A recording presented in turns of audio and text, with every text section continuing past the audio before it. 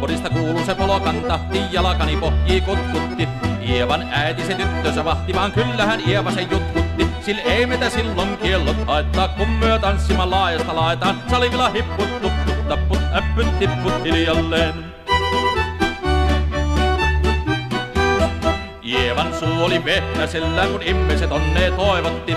Pää oli märkänä jokaisella, viulu se vonkuja voivotti. Vaan ei tätä poikoo märkyys haittaa, silloin kun tanssii laajasta laitaa. Salivilla hipput, tupput, tapput, äppyt, tipput hiljalleen.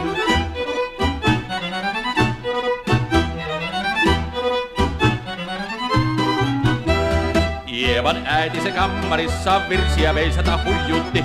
Kun tämä poika naapurissa ämmän tyttyyn ujutti. Sillä ei tätä poikoo ämmät haittaa, silloin kun laskoo laajasta laitaan. Salivilla hupput, tipput, tapput, äppyt, tipput hiljalleen.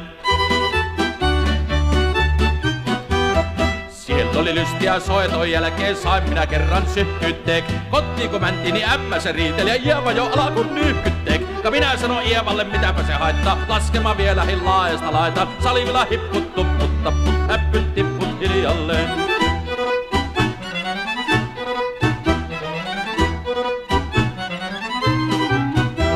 Muorillinen sanoi, jotta tukkee suusi, ruppesu tervetäs takkoomaan. Tervenä päästät, kun korjautuusi ja määt sitä murjuus makkoomaan. Sillä ei tätä poikoo hellyys haittaa, kun akkoja hutkii laajasta laittaa. Salivilla hipput, tupput, tapput, äppyt, tipput hiljalleen.